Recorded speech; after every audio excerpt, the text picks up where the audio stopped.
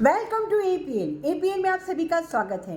तो my friends 2024 अब and होने जा रहा है, तो मैं आज के प्रोग्राम में आपको बताऊंगी कि अरुणा संगल एपीएल में अरुणा संगल प्रेफरेंस लीग में कौन सी फिल्में मुझे बैड लगी, कौन सी गुड लगी और कौन सी अगली लगी।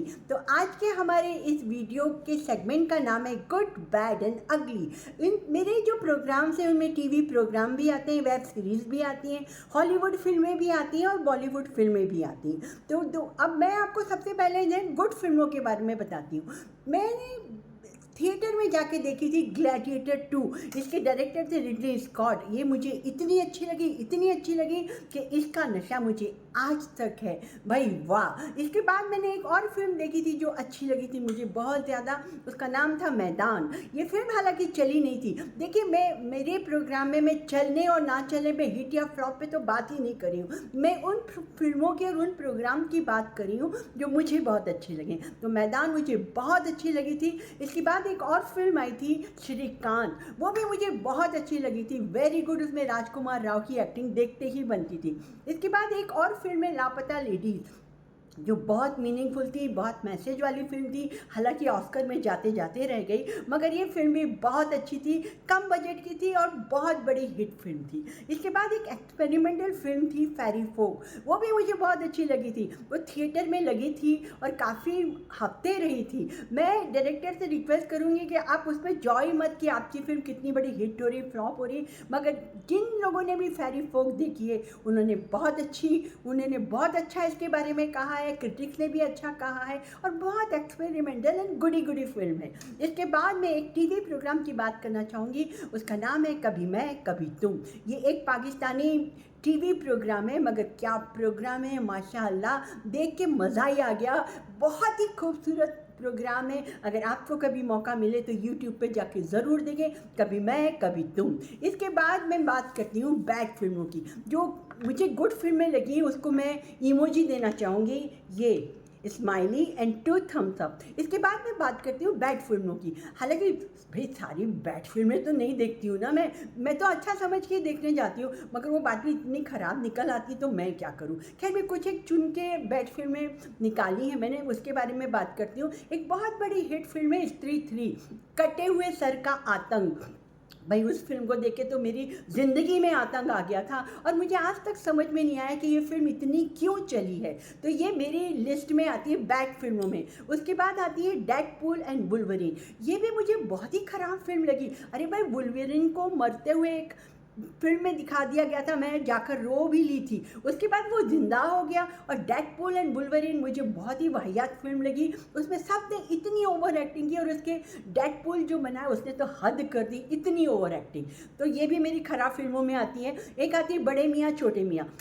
भाई मुझे है ना, ये जो अक्षय कुमार की फिल्में तो वैसे ही देखी नहीं जाती। और टाइगर श्रॉफ जो है मुझे थोड़ा अच्छा लगता है, मैं देखने की सोची मैंने, पर उस इतनी ख़राब फिल्म थी वो भी कि मुझे ख़राब फिल्मों में उसे डालना ही पड़ा, बड़े मियाँ छोटे मियाँ। इसके बाद में आती है भैया जी और युद्रा। ये ना, भैया जी और युद्रा में है सिद्धांत चतुर्वेदी और भैया जी में मनोज बाजपेयी। मैंने मनोज बाजपेयी और ये जो सिद्धांत चतुर्वेदी को लेकर जो हमारे डायरेक्टर प्रोड्यूसर जो एक्शन फिल्में बनाते हैं ना, मैं उनसे कहना चाहूँगी बाबा बस करो, हम पे दया करो। ये लोग एक्शन में बिल्कुल अच्छे नहीं लगते, वाहियात लगते हैं। तो मेरी ख़राब फिल्मों में ये आती है। इसके बाद एक टीवी प्रोग्राम है जो बड़ा हाईली, मतलब इसको कहा गया था कि बहुत ही एक्सपेरिमेंटल है, फलाना है, ढिमका। इसमें फवाद खान थे। भाई फवाद खान तो मुझे वैसे इतने अच्छे लगते हैं कि उनके नाम से मेरा दिल धड़कने लगता है। मगर इस बरज़क, इसका नाम था इस प्रोग्राम का, इस बरज़क प्रोग्राम को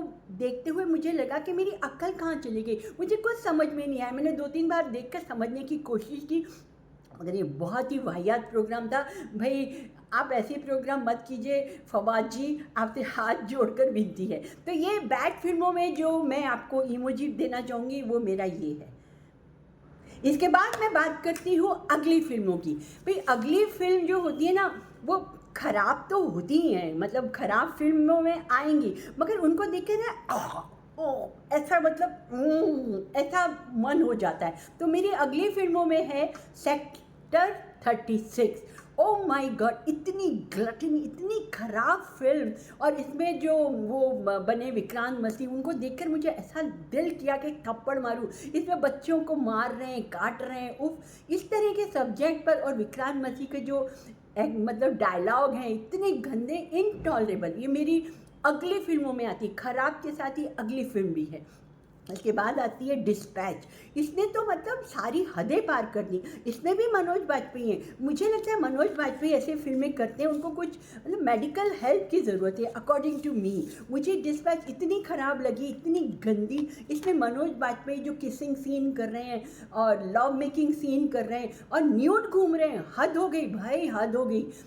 टॉम क्रूज न्यूड घूमे तो भी समझ आया, पर मनोज बाजपेयी देख के लगता है ओ, मतलब ये फिल्म देखने के बाद मैंने 2 घंटे तो खाना नहीं खाई, ये मुझे इतनी ख़राब लगी। इसके बाद एक और फिल्म थी मुंजा।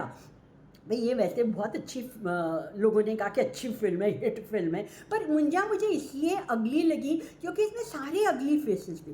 इतने अगली फेसेस थे, उसमें कोई फेस अच्छा था ही नहीं, मतलब ब्यूटीफुल प्रिटी कोई फेस नहीं ऐसा था, सारा अगली थे, तो ये मुझे ना अगली लगी। इसके बाद आती है ब्लडी इश्क। ब्लडी इश्क देखते हुए मेरी फ्रेंड की फिल्म थी, पर वो इतनी ख़राब लगी है उसमें, और उसका जो हीरो था उसे देखकर मैं इसे अगली कहने पे मजबूर हो गई हूँ। उसका इतनी ख़राब एक्टिंग, इतना गंदा मतलब परफॉर्मेंस। तो ये ब्लडी इश्क देखकर मुझे लगा था माय गॉड, ऐसी फिल्में क्यों बन रही हैं, हम क्या कर रहे हैं। तो ये मेरी अगली फिल्मों में आती है। इसके बाद एक और फिल्म आई थी जो मैंने देखी, वो थी किल।